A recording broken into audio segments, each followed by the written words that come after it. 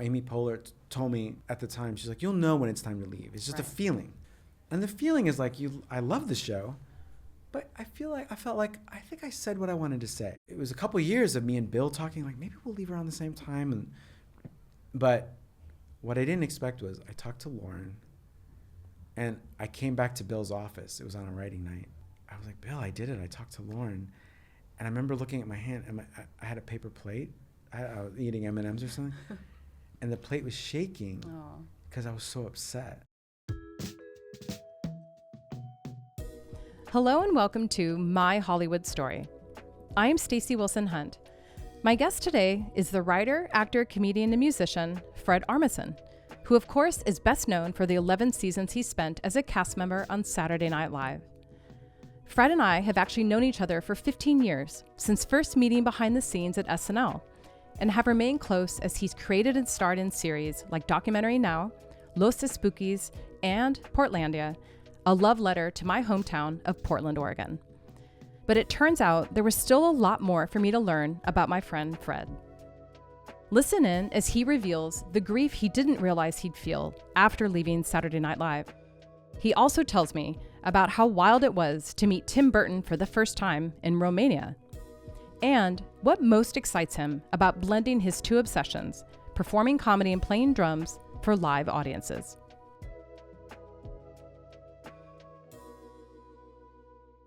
Well, welcome, Fred, to My Hollywood Story. It's so nice to see you. Nice to see you. We've known each other a long time. We've known each other a long time, and I did the math this morning, and I think it's sadly been like 6 years since I've seen you in person, which makes me sad, but you're here now. But now that's erased. It's erased. It didn't happen. Now it's been seconds. It's been seconds, and I have to acknowledge that you got married in the time that I haven't seen you. Yeah. That's kind of a big thing. Yeah, it is. And congratulations. I'm very happy for you. Thank you very much. It's a wonderful milestone, and couldn't happen to a nicer guy. So thank you again for being here, and again, congratulations. Thank you. I was also reflecting on when we first met, and I was wondering if you remember when we first met. That would have been when you were doing a story on Lorne or SNL. That is correct, in 2011. Yep. And we met in one of the offices at 30 Rock, and you were extremely kind and generous, so thank you for that. Well, I remember also that was a time where this was like before social media was a big thing. True. Mm-hmm. And you had the trust of Lorne. So it wasn't Which is just a big like, deal. Yeah, at the time it was very like nobody does stories about SNL. And I spent the whole week there from Monday through show, and Yep. I was actually stunned that he was okay with it. Yeah, that wasn't the usual thing. No. I think now things are more loose. Yeah. But I remember at the time because you had his trust, it was like great and rightly so. Well, thank you. I felt an immense honor to be there, and it was extraordinary watching the show unfold from the inside. And we will talk about SNL, but first, Fred. We're going to go back to the beginning. Okay. And your story begins in Hattiesburg, Mississippi. Correct. Tell me how it came to be that your parents settled in Hattiesburg, at least for you to be born there. My dad is from Germany and my mom's from Venezuela, and in the early '60s, they wanted to study in the United States, and that was where they ended up. They both ended up in Hattiesburg. And how did they meet initially? Oh, that I don't know. I think they were just students there. Oh, okay. Somehow. They were both students in Hattiesburg. Oh, yeah, yeah. Oh, okay. Yeah, they were students first, and then they met and I see. and had Okay. me. They were just international students, and that's It's very sweet. They had, I guess, an international program at the University of Southern Mississippi. Okay. And that's where we started out as a family. That's the origin story. Mm-hmm. And then you ultimately settled in Long Island. Yes. And how old were you when you moved to Long Island? 5. Okay. So my dad got a job at IBM in New York City, Okay. and then eventually upstate New York, Okay. White Plains or White Plains. But we settled into New York. He got a job there from Mississippi, and then that's where we lived. And we lived in Manhattan, and then Queens, and then Long Island. Wow. Classic New York places. Yep. Yeah. Lots of colorful characters. Yep. Oh, yeah. So I've thought about how unique you are and what you bring to not only comedy but music and all your work. And there's a very unique multicultural element to everything that you do, which I find very interesting. And I wanted to know, did you actually grow up speaking Spanish at home? Yep. You did? Okay. Yeah, it was very important for my mom to make sure that we spoke Spanish. Okay. So I'm very thankful for that. Because no, it's such a gift. It's a gift. And at the time, when you're a kid, you get embarrassed easily. You want to be like everyone else. Well, I was going to ask how that played into your social life with your friends. Were you open to them knowing, like, hey, I speak this other language at home? Because my mom kind of like got there early, so she made it so that like I never had to question the issue. That's so very she cool. Really, really smart. That she was. So by the time I had friends, it was just like that was just part of the package. It's so cool. I mean, I studied Spanish for a long time, but you had the gift of actually going home to speak it. I was really lucky. That's so cool. And taking a tangent for a moment, but it's related. In 2017, you learned something very unique about your father's side of the family. Yes. One of my favorite episodes of Finding Your Roots, one of my favorite shows. Yeah. You had a revelatory moment. Tell me about that. So my dad is culturally German, raised in Germany, but his dad was what we thought was Japanese. And his dad wasn't with the family or anything. It was just he was visiting Germany and impregnated my grandmother, who's German. And then, but we knew him, Masami Kuni, Kuni. And then we discovered through that show that he's actually Korean. A reason being that at the time, there was a lot of racism against Koreans in Japan, right. And he was studying there. So he was sort of passing as Japanese. Yep, okay. And which apparently a lot of people did. It was really amazing how they discovered it on Finding Your Roots. Well, let's run the whole episode of Finding Your Roots now. We cut. Wow, I can't believe it. Thank you, Henry Louis Gates, for all your hard work. Thanks, Henry.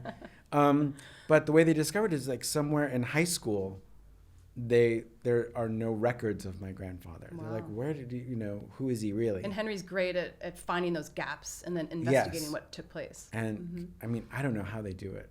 It's an amazing team. One thing, this didn't apply to my family, but he said one way that they are able to find records is through churches. Religious organizations keep really good records, apparently. So. That's really interesting. Yeah. Wow. How did that change the way you saw your father's side of the family? We should do a shout out to all the religions, by the way. Religion does not get enough praise. No, it doesn't get enough. So thank you, religion, praising, documenting all of your participants. Yes. Thank you so much. How did that make you see yourself differently or understand your heritage differently? Obviously, it was nothing but an added bonus.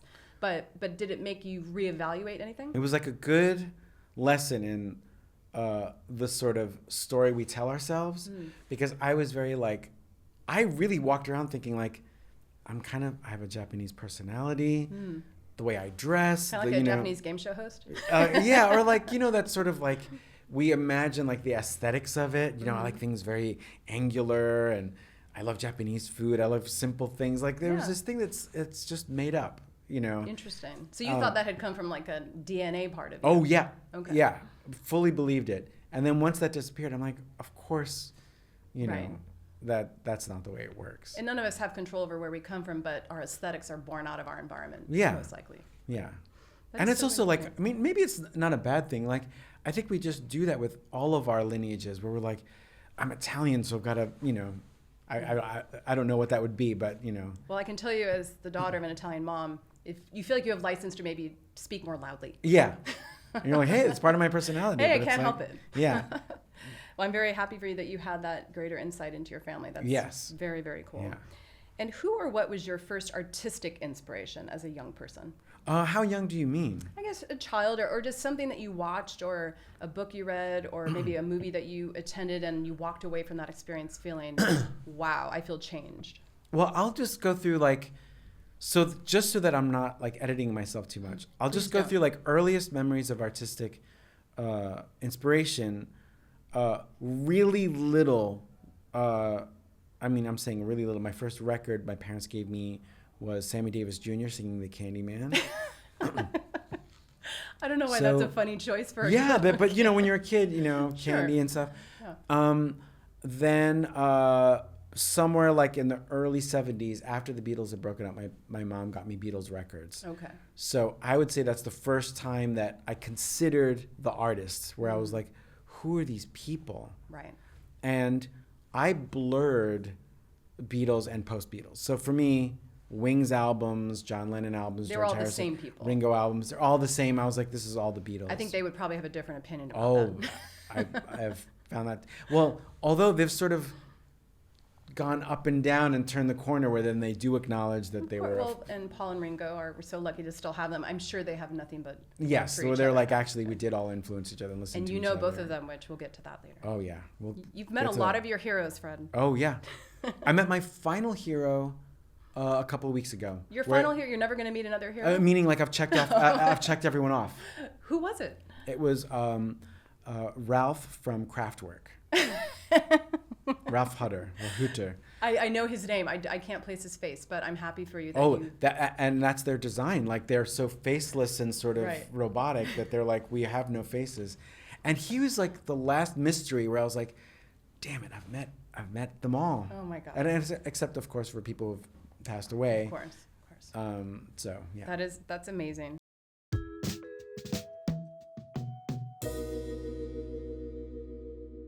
This episode of My Hollywood Story is brought to you by the new Starz drama series, Outlander, Blood of My Blood. An epic tale of love, legacy, and longing, this highly anticipated prequel series premieres on Friday, August 8th on the Starz app.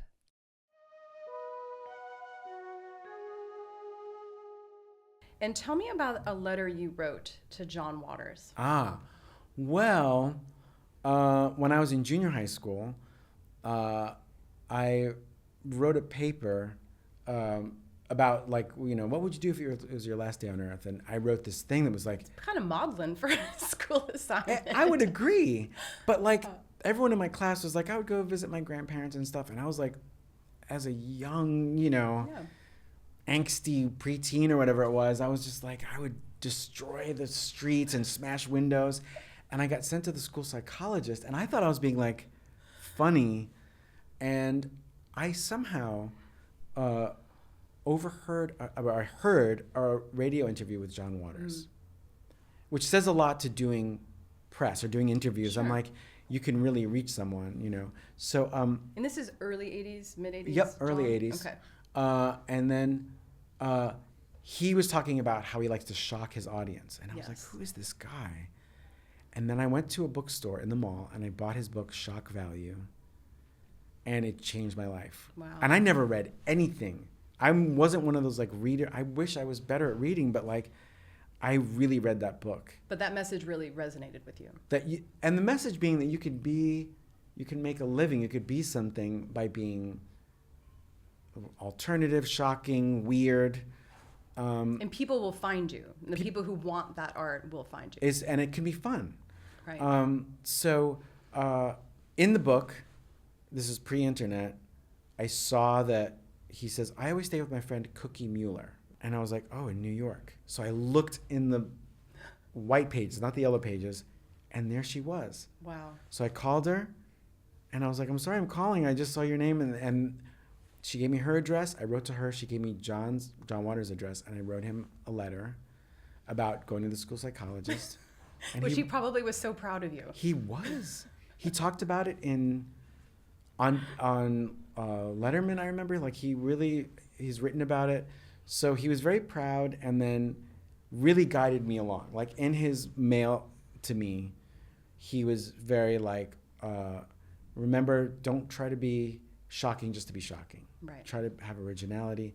So I was 15 years old and already it was so kind of him to sort of like start giving me real advice. That's incredible. It's incredible. And in a way, it's like saying that he saved my life. Not that I was suicidal, but when you're that young, you just don't know, what am I? You have and not to say that girls don't feel this too, but a lot of boys have misplaced angst.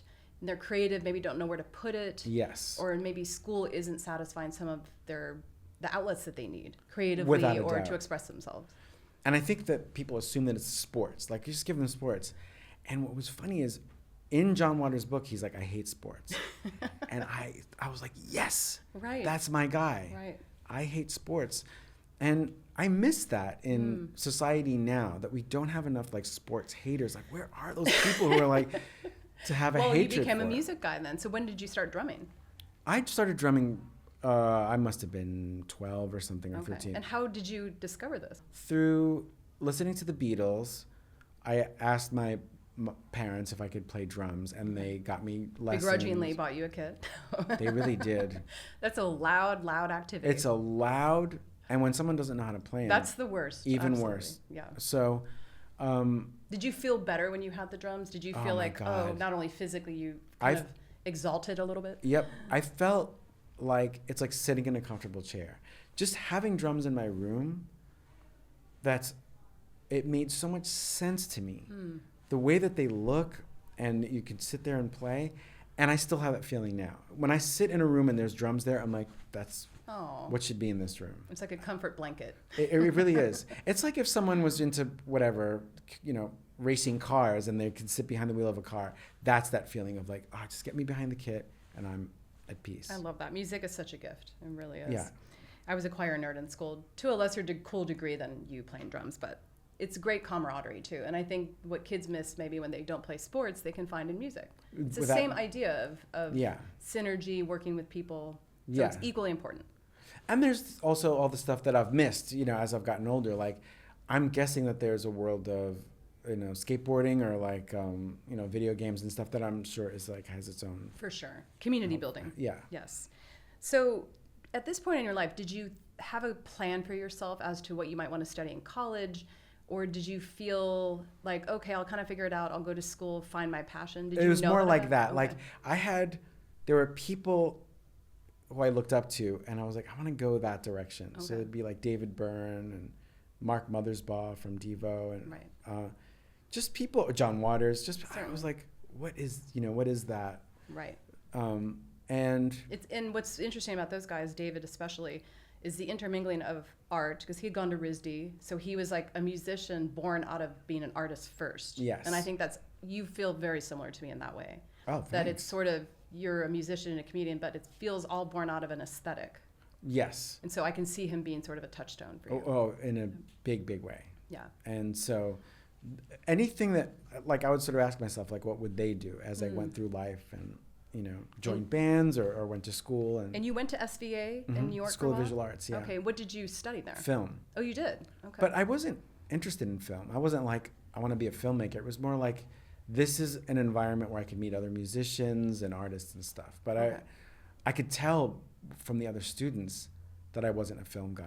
They're kind of gonzo when you get to film school. Yeah, they're into it. They're like, really into it. They talk about film stock and angles and stuff, and You're like, I just want to have cool conversations. That's it. I was like, I want to be part of the scene, but right. But it's kind of good though. It's good to go and see people who are like have a passion for something and know like that's not my thing. It's a great experiment. Yeah.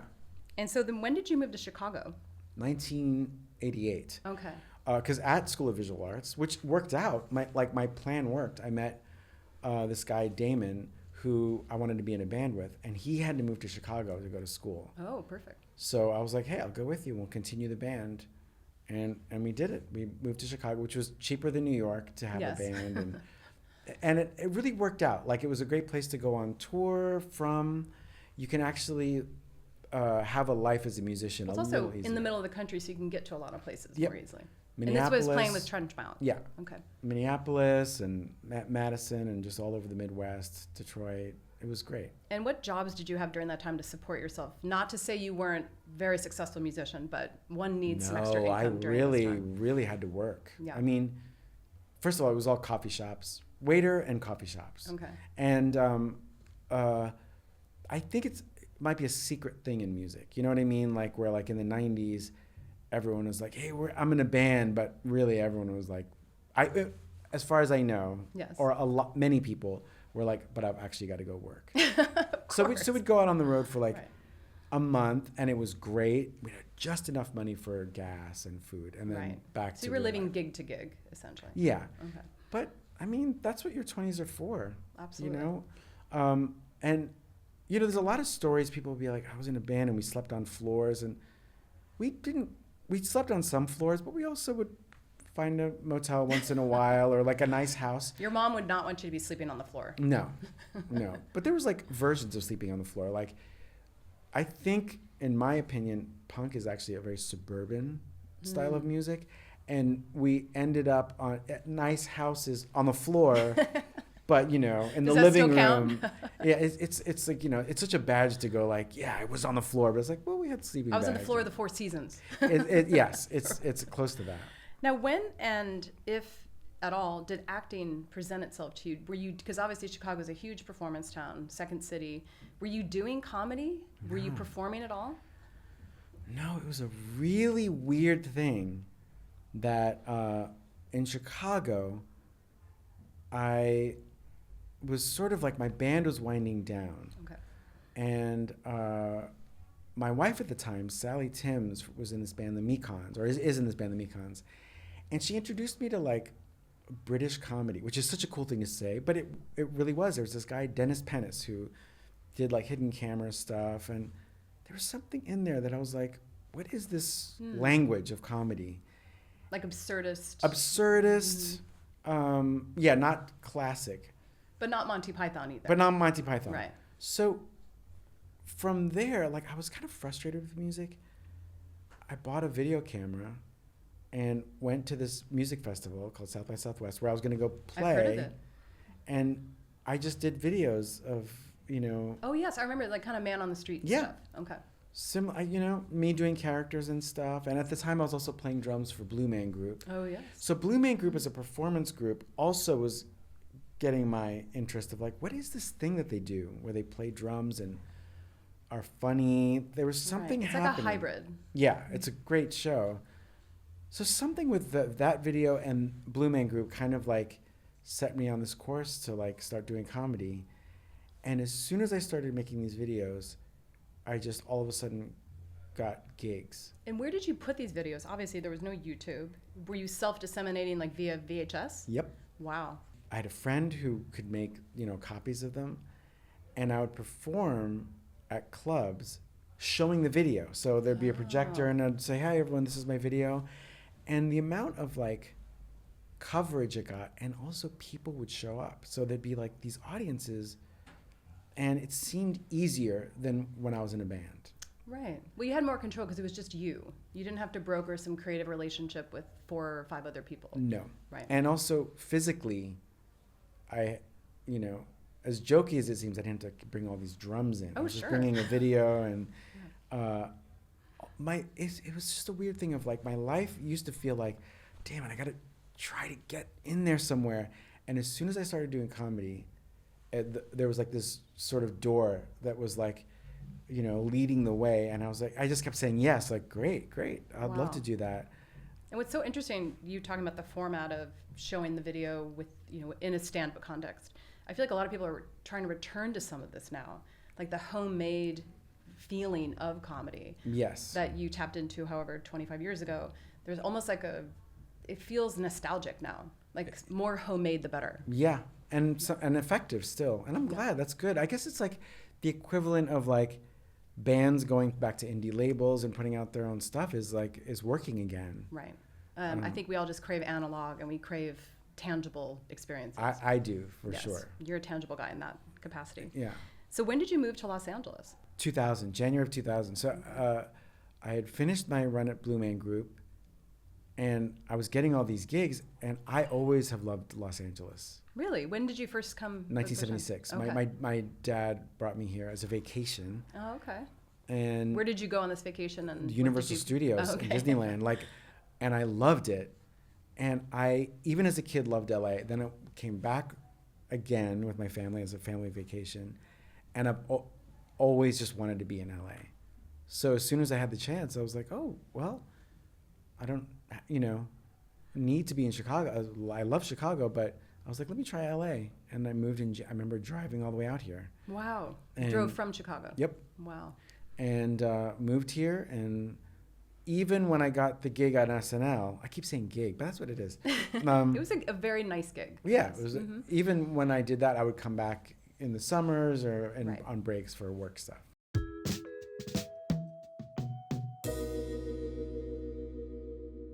I'd like to say a very special thank you to Neuhaus for being the exclusive venue partner of My Hollywood Story. Neuhaus is a gorgeous private work and social space for creators, innovators, and thought leaders to connect in Los Angeles and New York. As a Neuhaus member myself, I can tell you firsthand how amazing it is to work inside such iconic, beautifully designed buildings, while also enjoying elevated hospitality and thought-provoking cultural experiences. To me, Neuhaus has completely redefined the ideal environment for creative potential and progress. To learn more and apply for membership, Visit neuhaus.com. How did you get discovered, or how did somebody even help you get jobs? From performing at Largo, because okay. that was like the only place I performed. I love Largo. I was with this management company called Power Entertainment. And then I remember through Nick Swartzen, he got me signed to ICM. Wow. He told them. That was nice of him to help you. Can you believe it? No. Remember Zach Galifianakis helped out, like he'd get live shows. Nice to have he friends. got me at Largo. And then Bob Odenkirk at the time also got me on a pilot for his show. So he was also. And he was doing a sketch show. Yep. Okay. Called Next. Right. And he was really instrumental. So Nick, Zach, and Bob were really, and of course Power and ICM and all that stuff. It's amazing. It's but amazing. to feel welcomed in that because it's so cutthroat, to have people who are willing to help you. That's very rare. What's weird is that scene, I'm going to call it the Largo scene, was oddly supportive. Like there was this, because it wasn't regular comedy. It was, I guess, what they would call alternative comedy at the time. There was something about it that was like, hey, we're not like all the other comedians. Let's help each other out. We're not at the Comedy Store. We're not at the Laugh Factory. It's kind of, we're not the outcasts, but kind of the weirder ones. Yeah. Right. And you could feel it. Also, you could feel it because I wanted to see Zach perform, and Nick and Bob and whoever was, Marilyn Rice Cobb and all these people were like, we were fans of each other. So I kind of feel like there was harmony there. I just saw Zach last year at the Largo, and he's just as ridiculously wonderful. He's incredible. Largo is my favorite venue. Same. I talk about it all the time, and there's no better place. No to better see comedy. place, and to do and comedy. I feel that synergy that you talk about when you walk into that room. Yep. You feel it. It doesn't feel like an angry place. It feels like a welcoming place. What is it with those audiences too? Like, they're ready to. Yeah. They're game. They're game, and they're also, and even with experimentation, they're into it. Yeah. And now, how did you get a reel to Marcy Klein at SNL? Oh, that's a good question. From the show Next, then I had a good reel where I had characters and stuff. So you almost had, because of the pilot you did with Bob, this great sizzle of yourself. Oh, that's incredible. With good lighting and which would have had kind of been a production to do on your own. Yes. Right. I think through Power Entertainment. I think because they represented Seth Meyers. Oh, I see. Okay. And I remember them asking, like, would you want to be on SNL? And I was like, would I want to? Yeah, yes, of course I would. I love SNL. And had you grown up watching it? Oh, deeply. Okay. In such a way that I always was on top of who the cast was. I was always like, this is the cast now. I remember when Jan Hooks was on, was it Designing Women? Yes. I remember. She replaced Jean Smart after Jean left the show. Oh, that part I didn't know. But I remember thinking, like, what? Like, she's left? Yeah, I was like, that's the cast of SNL. What are you doing? Right. It's out of a different multiverse. Yeah, I just didn't understand. That's not a criticism of her. I'm just saying that's how much I kept track. So I love Jan. We miss her. Oh, she was great. We get so attached to these people. I don't think, because people tell you how attached people get. But as a young person, it just feels like this other universe every Saturday night. Oh, yeah. And I've spoken to you about this because when we talked about SNL, even when I was in bands, like Mike Myers to me also was like, oh yeah. I remember, and I said this back then in our interview, that I loved Sprockets before I even saw it. Someone explained it to me, and right then I was like, they wrote that sketch for me. Because it's those Germans. It's like a sketch version of Kraftwerk. Yes. Oh, I think Mike Myers even said that it was inspired by Kraftwerk. So obviously when the opportunity of SNL came to you, that was a quick, yes, please send in my tape. Yes. And then Marcy Klein saw it, and she got Lorne to watch it. And before I knew it, I was flying out there to audition. And wow. And what was required of the audition back then? It was 3 characters, 3 impressions. Okay. And I know you did Sam Waterston as one of them. Mm-hmm. What were the others? Vin Diesel. What is a Vin Diesel impression? The reason I did it is because of pop culture. Like, I was like, I don't want to go in there with just underground, like Sam Waterston. I was like, maybe do something popular. Right. And he just has something that is, there's something in the way that he spoke that. He does sound like he has a bunch of gumballs in his mouth. Yeah, and he's thoughtful. Like there's something like when he speaks, like he's thinking. And he's like a gentle giant. Yeah. Mm-hmm. Yeah. Tough, but, thoughtful. And then, actually, I only did 2 characters and 2 impressions. The first and last time Sam Waterston and Vin Diesel were ever performed in the same context. But hopefully not the last. And, I just remember really preparing for it and just being amazed that I got to do it. So I was still also thinking, like, I was still connected to my band days. Right. So all of it was gravy or whatever, icing or whatever it is. Like, it was all whatever like, is a topping. Yeah, I was like, I can't believe I'm here. So you arrive at Studio 8H. Mm-hmm. Are you all sitting in the audience waiting to come on stage, or are you all sort of kept in the back and then each brought out? In dressing rooms. And it's Lorne and Tina in the audience at that point. But I discovered recently that Paula Pell was there too. Really? Because for this SNL documentary about auditioning, I watched my audition. Oh yeah, it's very funny. It's on YouTube. I hadn't seen it. Oh, you hadn't? Oh my God, how funny. And as I watched it, I was like, oh my God, that's Paula Pell and Tina laughing. Paula has a very distinct laugh. Yeah. They got me the job, really, because they just laughed all the way through. So I'm thankful to them. But yeah, they kept me backstage. But I really practiced. I really I'm sure you did. And you did one of your iconic characters with the timbales. Felicito, yep. Felicito. Based on Tito Puente. Right. And a self-defense expert. And I really, I didn't go into it thinking, oh, I better get this. I was like, I can't believe I'm doing it. That said, I really worked on it. Were you nervous? No. Wow. Was that because this hadn't been your lifelong dream, so you felt divorced from that in a sense? Wow. I actually thought whoa, I can't believe I got this far. And, as cliche as it might sound, I really was thinking I'm just a drummer from a band. Wow. I can't believe I'm at they gave me a pass to be at NBC. Because all that stuff happened quickly with Bob Odenkirk and all that stuff. So how long of a time, a year? Within a year of that. Wow. And within 4 years of South by Southwest. Wow. That is in terms of comedy years, that's actually a fairly truncated period.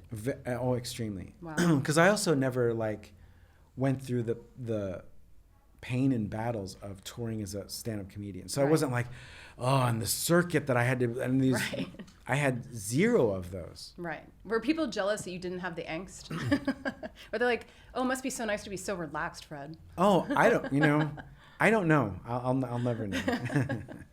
And do you remember if you auditioned with anyone else who we may know in the cast later on? I think because the person who ended up on the cast was Will Forte in my year. Okay. But from what I remember, I think he auditioned the year before. Okay. And he'd been at Groundlings, I think, right? Yeah. Okay. And I think he turned it down or something, and then they got him. He played hard to get. I think it might have been that he had a job. Didn't he write for that 70s show or something? There was something like that. He did have some interstitial job, you're right. Yeah, yeah. I love Will. One of my favorites. Oh, yeah. And also what he's become, too, is also I love He's an amazing actor. He's an amazing actor. There's this, from the group of the cast that I was in, I love what everyone's gone on to. I love everyone's version of The Wings. It's a very star-filled cast that you're in. So I rewatched your first episode, which is conveniently all streaming on Peacock, by the way. Any episode of SNL. October 25th, 2002, Matt Damon host, Bruce Springsteen musical guest. Yep. So as a music fan, yeah, how did that feel?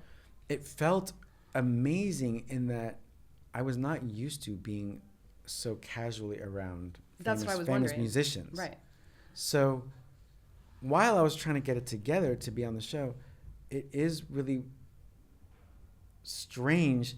It's a small studio that all of his band are just walking around. There's little Stevie, there's Clarence walking around. There's a sound check and there's this stuff. And it's a quick lesson because I didn't have time to marvel at it. I was going to say there's no time to be starstruck. Nope.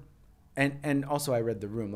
No one around me was like, we're going to try to get his autograph. It was all this is how it is. Be cool. And I copied how everyone else was. So I kept it cool, but that was amazing. What's interesting is I was surprised that what you performed in your audition was almost exactly what landed on air.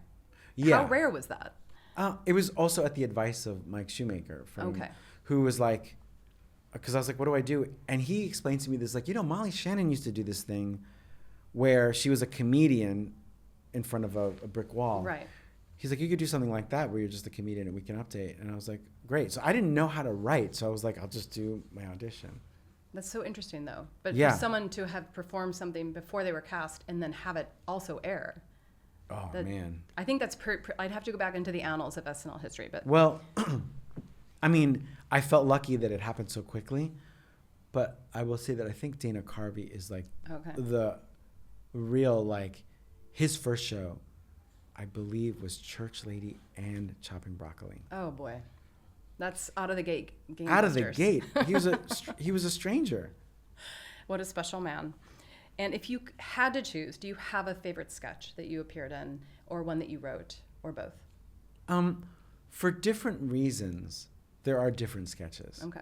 There are times where it's Garth and Kat with Kristen Wiig because it's like improvised and we're singing and making up songs and Right. it was fun.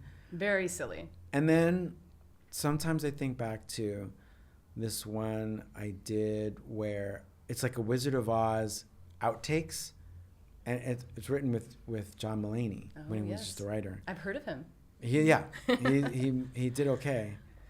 And there's one where so that one was like there was like outtakes and I was a character on Wizard of Oz who was like a weather vane. So there's something about that was just fun to do. Like characters that we didn't get to know. Yeah. Film, That was cut out of the movie. Certainly cut for time. Cut for time. Mm-hmm.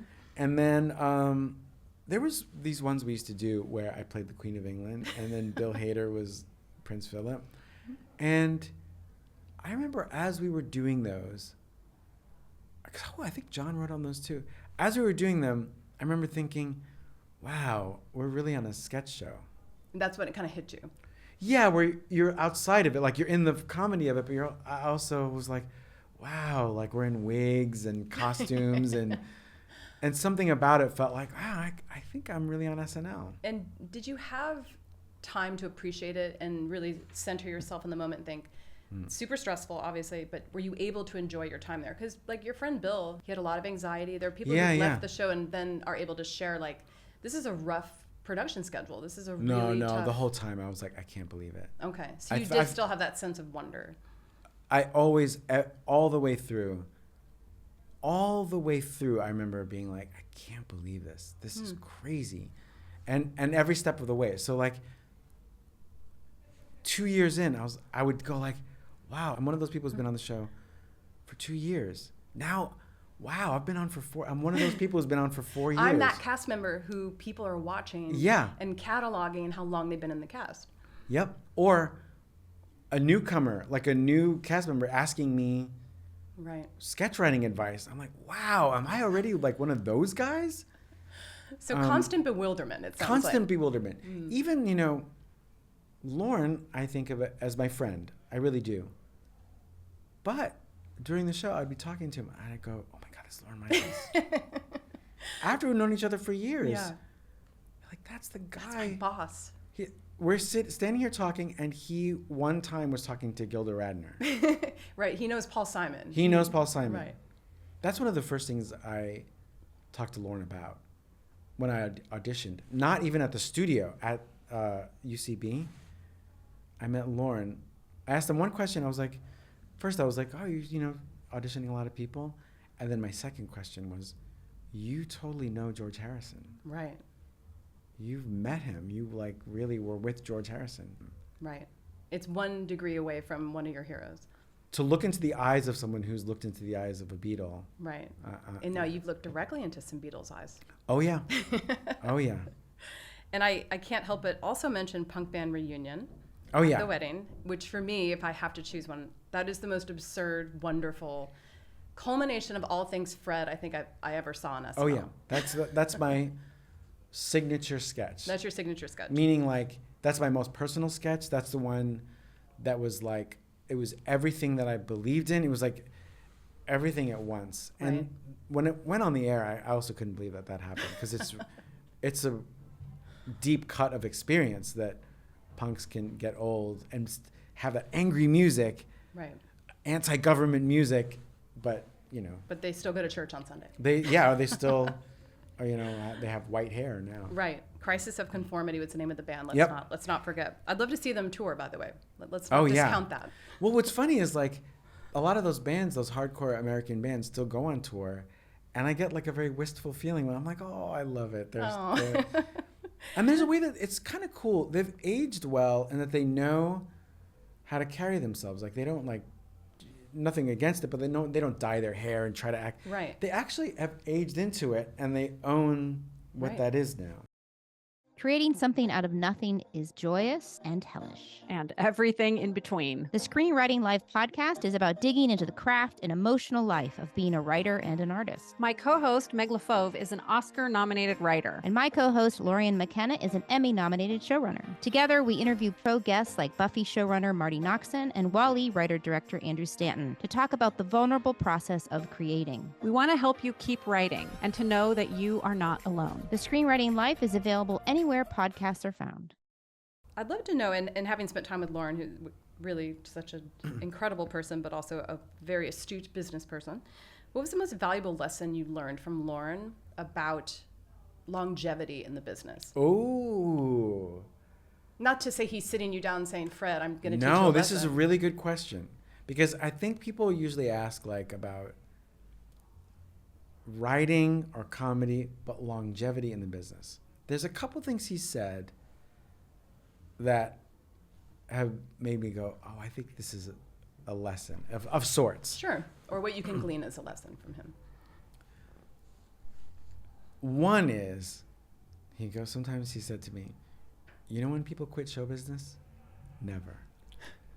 And I know what he means. Like, people who have, quote unquote, retired, they do kind of come back and do something. So Nobody's ever really retired. No. So I'm like, they do a version of retirement, but then they do an appearance on something. I'm like, you're not retired. You're not retired.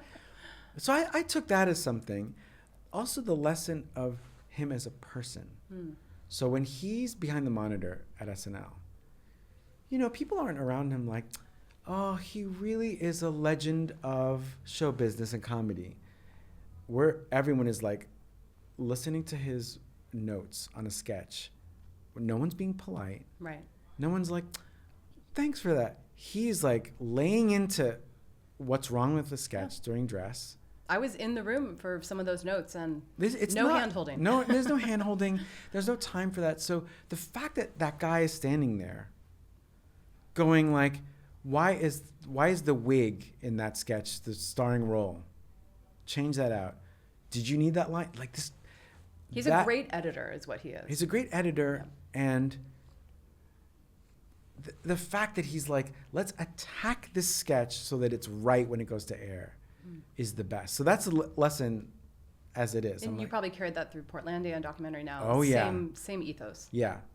I think even his choosing of musical guests to me is a lesson about showbiz, where it's not like, here's my old favorite. It's a little bit like keep finding a new... who hasn't discovered new music from... Because oftentimes I'll be like, who's the musical guest? And I'll think, I don't know who that is. And that's the best. It's very daring, too, for network television. I think so, too. Yeah. Keep them surprised. Yeah. Right. What was the toughest part about leaving the show that you didn't anticipate? My physical sorrow. So I remember... Amy Poehler told me at the time, she's like, you'll know when it's time to leave. It's just a feeling. And the feeling is like, I love the show, but I felt like I think I said what I wanted to say. It's like any job. Like any job. You've maxed out at I did what I was supposed to do. So it was a couple years of me and Bill talking like, maybe we'll leave around the same time. But what I didn't expect was I talked to Lorne. And I came back to Bill's office. It was on a writing night. And I was like, Bill, I did it. I talked to Lorne. And I remember looking at my hand, and I had a paper plate. I was eating M&Ms or something. And the plate was shaking because I was so upset. Oh. What was Lorne's reaction? Lorne was, of course, good about it. But Lorne, as his lessons are, is like, no, you should... Let's all stay together. Let's do this show isn't a stepping stone. And he's right. he's right. That's really interesting. Oh, this show is not like... I think a lot of people perceived it to be. I'm going to go Yes. be a movie star after this. Right. Keenan is the smartest person for like, that's the gig. Right. So This is the gig. Right. So Lorne was good about it, but he wasn't like, all right, see you later. He was like, come on, let's... So he tried to keep you... In his way. And sort of like, let's keep the band together. Like, come on, man, this is... So we left it sort of open-ended, but it was enough that I had said so that it wasn't a surprise. Right. And, but the other thing that Amy Poehler told me is you never leave SNL. Right. Well, that's true. I mean, we see you guys popping up all the time. All the time. Right. All the time. I see Lorne all the time, and I'm at the show all the time. So I just felt like, new cast, as the years go. Right. That's how making room for the next generation. Yeah. So speaking of SNL, obviously the 50th anniversary this year, the huge extravaganza in February, an incredible program, the concert and the actual episode. I rewatched the concert yesterday, and watching you play drums with Devo. First of all, you're very collected, and you're in Devo, so you can't really show an expression, but what were you feeling? I know you'd played with them before, I think, but again, being in that moment, was that sense of bewilderment just sort of on complete overdrive? It was like, it's such the ultimate thing that it makes me think like, oh, am I going to die soon? It's so ultimate. As I was telling you anyone about... who knows you, it feels overwhelming for me to know that you were playing drums with Devo. On Saturday Night Live, the mix of it is like so ultimate that I can't believe it. But also, I was like, I am not going to mess this up. And I practiced, and I never practiced drums. Drumming is like, it's just an instrument. So I don't go to the school of like, practice to be, but for that, I practiced so much I had a drum pad in my hotel room. Oh, wow. I just kept, like, my job for Devo was to make Devo sound good. And I was like, this is how the drum part goes. This is not my show. This is Devo. So I put on the uniform and I focused so much. I focused, make this part right. I could tell. Yeah, make this part right. You looked very serious up there. I was all about, I remember even my eyes were on the drums themselves. Not John Hamm singing along. Not in the front John, row. not like, hey, that moment was not for me to go, whoa. That was for like, let me really also make the changes obvious for Mark and Jerry and the band, and just like, let me, fill that role. So I love Devo so much that for the whole weekend, that was my biggest focal point. And I'm sure they were pleased. I believe they were. I'll have to ask them separately how they felt about it. But. Yeah. Well, I'm happy for you had that experience. And of course, leaving SNL, you created two of my favorite shows, Portlandia and Documentary Now for IFC. And it's so interesting to think about these shows, not only because I'm from Portland, so of course Portlandia meant a lot to me. I feel like these shows, sadly, would never exist now. They would never get made unless it was a YouTube show that someone did on their own. Yep. And I think what IFC was doing was so special. Mm-hmm. And unfortunately, they don't really have a lot of original programming, if any, now. Yeah. So how does it feel knowing that you got to work with Carrie and Jonathan and Seth and Bill making these shows, and feels like a very ephemeral time in TV history? Yep. I got real lucky. Also that like Carrie Brownstein is like my partner, my soulmate, and that I really got to work with her in a real way for a long time. Yeah. And of course, everyone on Documentary Now. Of course. But also that like, we did 8 seasons of Portlandia. I don't think anything is that anymore. That's what I couldn't remember, so I was going back, and I couldn't believe 8 seasons. That's more than Sopranos. Yeah, that just doesn't happen. And we got to shoot in Portland, and it connected me with Portland and with Carrie, and that's a real lucky, the biggest highlight of my life. What did you most enjoy about shooting there? The individual locations. Because you guys mostly used all practical locations. Yep. No studio space. Nope. Okay. Couldn't afford it. Right. So the individual locations. So would sort of look around and go, oh, this really is a canoe place, or whatever the place was, you know. You didn't have to dress anything, really. Nope. You kind of show up, it's all there. A couple little things here and there, and also like the ride to and from work, it was lovely. Go over a little bridge. Stop at the food trucks. Yep. You know what I used to do? I used to stop at the food trucks, but sometimes Portland is so rich with restaurants, and I would stop at a Denny's as a sort of like palate cleanser. I was like, because everything's very curated and nurtured. Yeah, and fantastic. And after work, I remember I needed something quick. Right. And there was this one Denny's. I'd be like, let me just get some eggs. I need to remind myself what the rest of America's eating. Yes. And what do you miss most about making that show? Oh, getting to work with Carrie. But I see her frequently. I was going to say, of course, you see each other. Yeah. Would you do anything together again? Oh, we do once in a while. We'll work on stuff. But I miss, you know what? I'll tell you what I miss. The idea of a sketch show.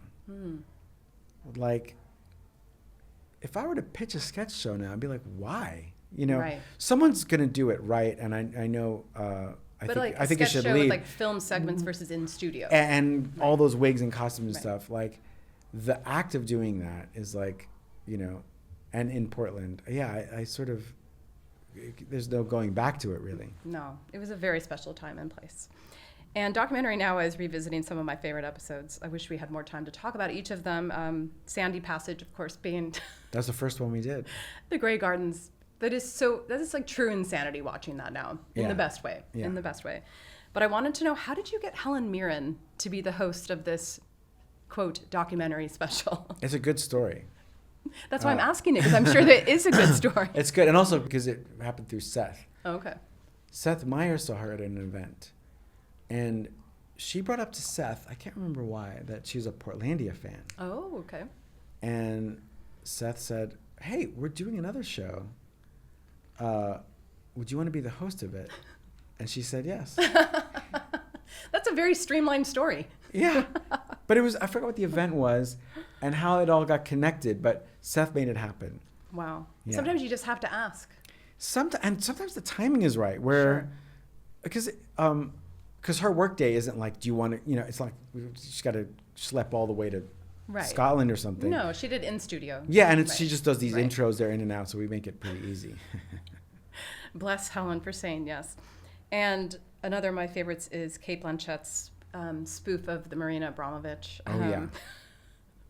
She's really committed in that piece.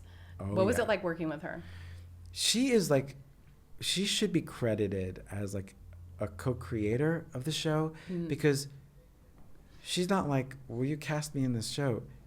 She comes with costumes, hair, makeup. She's a real theater person. Yeah, concept, energy, and ideas. For the season after, she came in with an idea for this hairdressers episode that we shot in England. Oh, yeah. So she's more, there's something about her that's like, let's really make this show great. Right. And, you know, for me to describe her acting is like, it's redundant. I'm like, well, of course. She has like a real sort of theater nerd. Like she wants to play. Yes. And she comes from the same school of like, let's not make this look like comedy. It's like being possessed, you know. And did you get feedback from Marina herself? Oh, somebody did. Okay. Somebody, maybe Reese and Alex, the directors, I think, heard from her that she apparently really liked it. I mean, I would love knowing that Cate Blanchett was spoofing me in anything. So yeah, that's high praise. And I was interested to read that there were some films and series that you couldn't spoof either because they just came out too late, and The Jinx being one of them. Are there any that you wish you could have mined for one of those episodes, but they obviously took place too late and the show had ended? Well, the show's not over. Like we still. That's true. I guess it's very sort of casual. Your enthusiasm, where it's sort of you'll come back. That's exactly. Right. Okay. It's so funny talking to you, because of course you know all. Like I'm like. I try to know as much as I can. I'm so used to like explaining like but you're like the fact that you used Curb Your Enthusiasm. It's not that. It's that some documentaries are already its own spoof. Interesting. And some of them also are like kind of grim in a way that you're like, how do we? Yeah, the Jinx is pretty grim. That would be a tough one to. Yes. Right. And it's also its own parody because he's such a character that I'm like, right. Well, they did it already. They did their own documentary. He was now. his own best parody. Yes. Right. It's interesting. And what about any of the Michael Moore films? I noticed that you guys hadn't done anything on Michael. Those are almost too good. You know what I mean? Like. I mean, they're like blockbuster movies. Yeah. Right. They're almost too. Not that the other ones aren't good, but like there's something about it. Well, I think it's because they were more mainstream than the Maisel brothers. I mean. Yeah, and I think that like now people know that language and people are already building on it. Right. So can we look forward to more documentary now? Oh yeah. Okay. Well, I mean, it's all we do is email each other and go, like, do you feel like doing more? And IFC is still game. I don't know if it would be with IFC anymore. Okay. At some point they. I know their whole model has changed so much. Since Yeah, then. yeah. But I think we're allowed to do it somewhere else. I don't know. Okay. Don't quote me on this. We'll talk to Helen Mirren about it. Well, I'm happy to know that that's not. Oh no, we're always like excited to try to. I love that. So before I talk about Big Mouth, which is one of my favorite shows of all time, I do want to acknowledge you've done some incredible voiceover work in so many shows and movies. Squidbillies, I didn't realize you were in Squidbillies. Yeah. Smurfs, Looney Tunes, The Awesomes, Final Space, Robot Chicken, and that's just a few. Yeah. What do you enjoy about that work specifically? What I really love is forgetting about it and seeing it come out. Oh, yeah. Years later. It's like, hey. And also it's a solo job, usually. Yeah. There was like, there have been a bunch of those where I like the nice surprise. You're like, that's my voice. Yeah, it is like that. Have you ever been watching something and forgot that you had done the voice and then you hear yourself? Yep. Oh my God. Yep. Or this other thing has happened where people will send me like, hey, this is you. And for a minute, we'll have forgotten what it even is. Like, what is this? Oh, right. Right. There's a bunch of those. Well, because it can take a while to assemble the show and a movie and animated. The timeline is actually quite long sometimes. And they're all in such different markets. There's like blockbuster, right? Animated things, and then there are like smaller projects, some like that aren't comedy. Yeah, so I'd like to talk about some of the shows that you have really helped to usher as a producer. Los Spookies and This Fool, both of which I really enjoyed and did not last long enough in either case, in my opinion. What did you enjoy about helping, kind of, not to sound cheesy, this younger generation of creators, kind of like people like you? Yeah. But help them get in the room at Max and help them get in the room at Hulu to pitch their visions, almost like versions of you back in the day. Yeah, like. What did you enjoy about helping to curate those experiences? I always see it as like, it's like a cause anyway for the weirdos. You know what I mean? So, with, I mean, by the way, I'm sure that Ana Fabrega and Julio Torres would always be doing great. Sure. Not that they need it, but like they're very talented. But for me to get to work with them is like that flag of like, especially with like Latino culture. Right. Or Latinx culture, there's a way that it's depicted that I'm like, no, they're missing out on the goth. So true. Mm-hmm. Where the, weirdos, Los Spooky, where is it? So that is what I liked about it. And those two as writers, and they came up with these characters that were so great that I'm glad that it happened at all. And for me, like 2 seasons, like maybe that's how long things last. That's okay. It's like better than 0 seasons. Better than 0. So I'm like 2 seasons. All right. And Julio's had an amazing career since then. Incredible. And then also like we shot that in Chile, and so I got to. And it was also came out during the pandemic. I think it was just marketing wise. I think a lot of people just didn't know about it. But I mean, I can't really ever complain about that. Like everywhere I go, someone will say like, "Hey, I really love Los Spookies," and it's worth it to me. The Misfits have found it. Yep. And it's in Spanish, and I'm really happy with it. Like, I'm happy with it, how it all turned out. And This Fool was less of my involvement that way. Right. That was like, they had it set.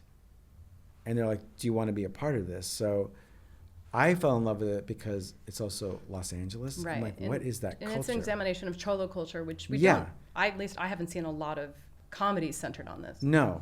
And also, Chris Estrada is also like into punk. So I'm like, why isn't that ever, why haven't we put that together yet? Right. So It's interesting. You're meeting versions of yourself and people. Oh, yeah. And you kind of thought, I thought I was the only person who liked these disparate things. And now Totally. you find you have people, soul brothers. Yeah. Right. And I like the idea of, come on, let's get this on TV. So it was very fun. that was great. And it's also been great for Chris Estrada, too. Like, now he's had that show on. And, you know. It can never hurt to have a show, even if it lasts a short time. Oh, yeah. I mean, John Mulaney had a show before this one. Yes, he did. So it did not last very long, and he's done very well. And it's just, I think it all helps. And I think it's just an accumulation of awareness. Yeah. People remember you from that thing, and then they remember you from the next thing. Yep. So I want to talk about Wednesday. Yeah. Season 2 of Wednesday on Netflix coming up later this year. So I imagine, knowing you, that you're a Tim Burton fan. Yes. Yeah. Not to stereotype, but I have a feeling you probably are a fan of his work. Yes, yeah. So, and I know Tim did not direct all the episodes. Obviously, his vision is very much a part of the show. What was your first meeting with him, and what did you talk about? Oh. And of course, you play Uncle Fester. Yeah, I play Uncle Fester. First meeting was at his apartment when we were in Romania. Okay. They so you went there to shoot, and you met him Yeah, there. they were like, hey, Tim wants to meet you. And it was great because his dog was there. And what kind of dog does he have? It's like one of those little ones. Okay. Whatever they're called. Side note, I don't think I'm very good at identifying types of dogs. But it wasn't a Great Dane. It wasn't a Great Dane, Okay. but there are people who'd be like, come on, you don't know that that's a... We'll call it a small dog.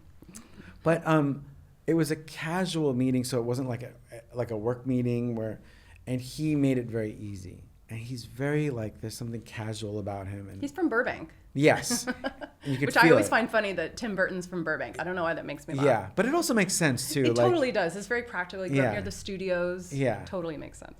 I was really happy to meet him, and he's very casual and fun and funny. And then he directed for season 2, there's an episode that I'm the one that I'm mostly in, and that was awesome. What surprised you about being directed by him? All the aesthetics, all the visual stuff it's not verbal on set. So we all imagine Tim Burton would be like, and then I want cobwebs here and put some more shading there. It's all very let's go, let's shoot this, let's keep it all. It's DIY, but it sounds like he's pretty practical too. Yes, and he doesn't, just like if Prince was, Prince doesn't go I want to make this a funky song that's it just is. It just is, and Right. I forgot about that. So I'm out there in costume and stuff, and before we know it, we're shooting, and wow, it's all that's so working out. exciting. And I also love the idea that, of course, you met him in Romania. That's so him. Yeah, it's got to be. and this season we shot in Ireland. Right. I can't wait to see that. So, of course, now you do have your other life as a touring musician / comedian. Comedy is for musicians, but everyone is welcome. Yeah.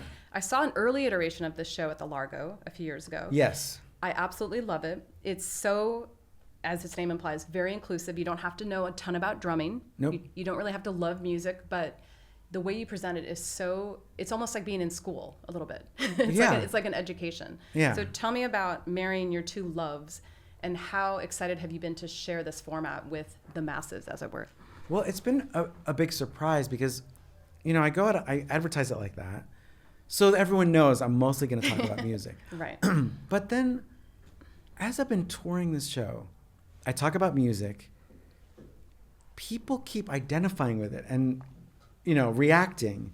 That makes me think wow, this, these things that seem so niche to me might be more mainstream than I imagined. People love to talk about drum solos.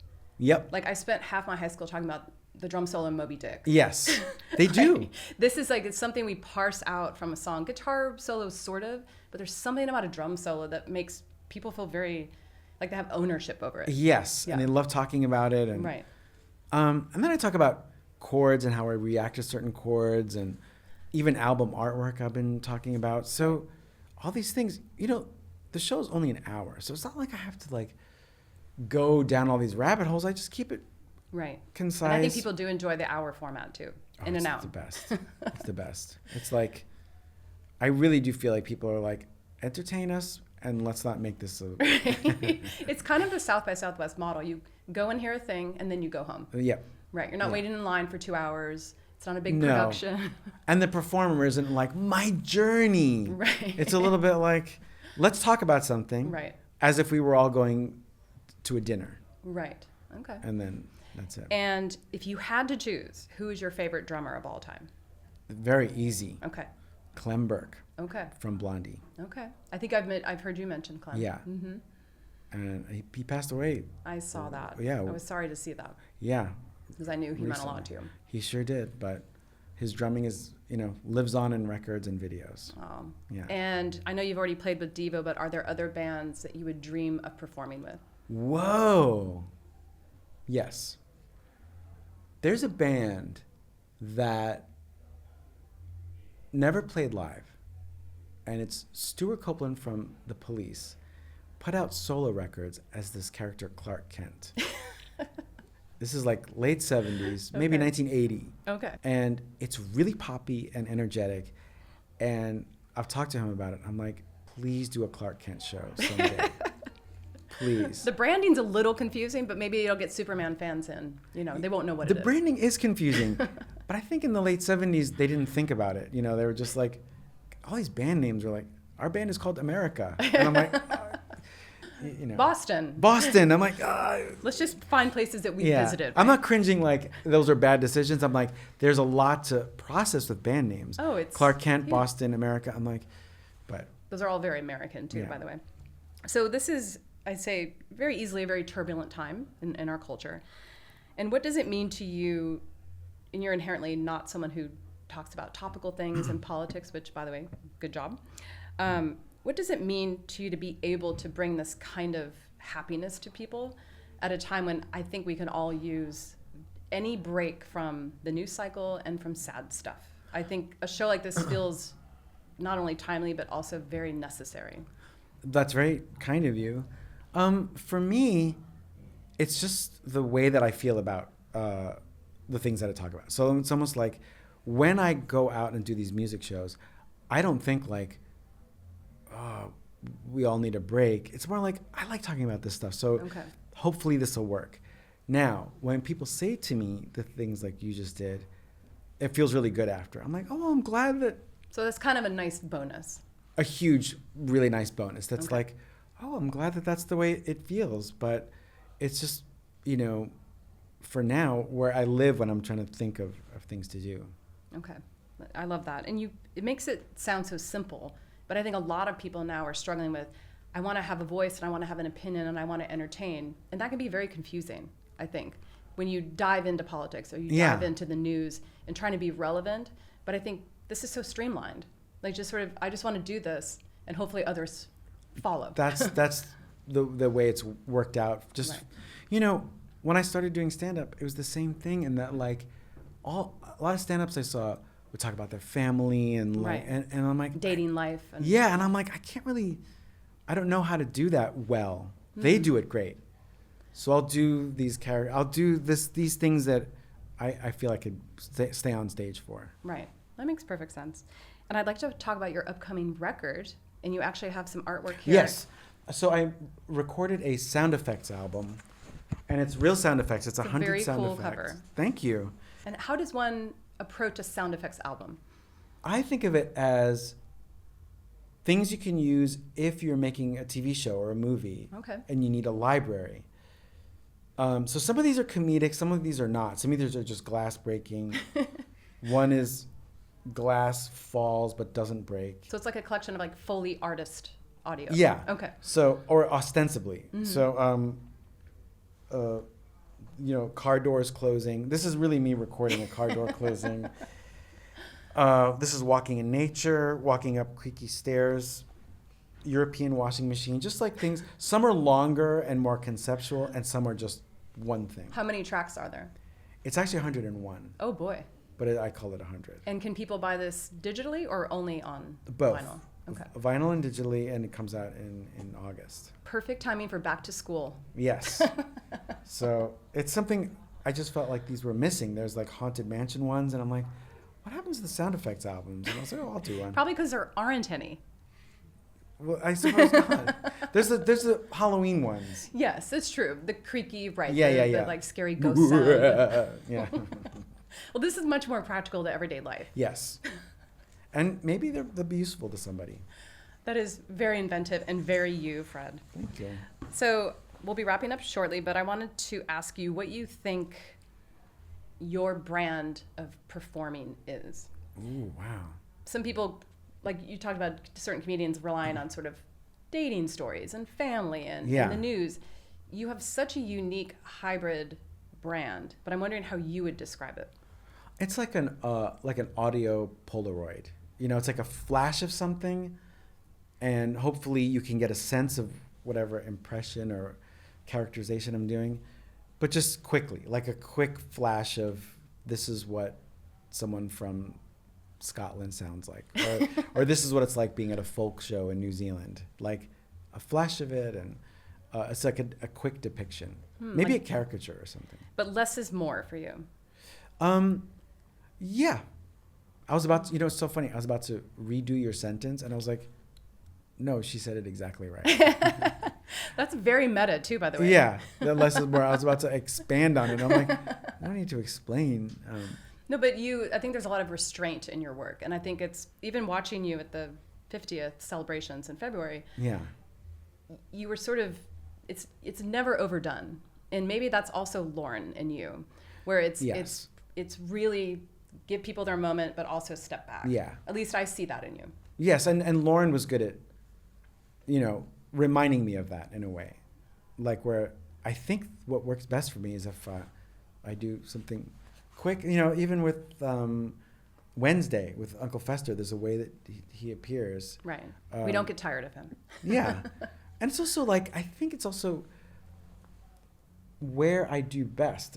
If I go too long with something, I think I ramble. I think it kind of, it's best as a sort of one song, Agree. So my two final questions for all my guests are, the first being, what do you hope listeners take away from hearing your Hollywood story? I hope that a listener who does want to end up in doing entertainment. Mm-hmm. And they don't have to live in Hollywood per se. Hollywood Yeah, being yeah. the sort of the state of mind. Yeah. That whatever weird thing that doesn't make sense, if it feels like it doesn't fit anywhere, that it can actually work out great. Something that you're like, if you're thinking, I can't even define what I do, I'm saying, I hope you get from it, it does not matter. It will, and also that it all works out. It really does. I think people get into show business and sometimes like their weird little thing seems to work out. Someone who makes, something that ends up being useful to everyone. But they have to really believe in that thing, though. I think that's you can have a thing, but if you don't live it, it probably won't materialize. Oh yeah. Or it's weird. There is something I gave, in a way I gave up on being in a band, but then it just worked itself into my life again. So I guess be patient with yourself too. That's excellent advice. Yeah. And the second part of the question is, what have you learned about yourself in sharing your story with me today? Oh, that I forgot. I never had thought about the fact that I had a physical reaction to when I left being a cast member at SNL. Even though I'm still there and my life, it's all good, I forgot that there is emotion attached to it. Like a grief. Yeah. But. And I think that comes with any joyous chapter of life ending. Yep. Right. Yeah. Well, you've definitely shown resilience in moving on after that chapter, and we're so impressed with everything you've been doing. Oh, thank you. And thank you so much for joining me today. Thank you. My pleasure. My Hollywood Story is a production of Hippolyta Films and Entertainment. It is produced by me, Stacey Wilson Hunt, along with Sonia Slutsky and Wendy Green. Series producers also include Daryl Young and Janet Grayson. Our sound mixer is Luke Tierney, with camera by Ramiro Cantu. My Hollywood Story is edited by Nathaniel Wixon, with original music by Madi Gabriel and Jenny Carr of Moon and Star. Our logo design is by Brad Mitchell. And I'd like to give a special thanks to Champion Turf. My Hollywood Story is sponsored by Mattel Films and recorded at Neue House Hollywood. If you like what you hear, give us a follow, leave a review, and let us know what you think.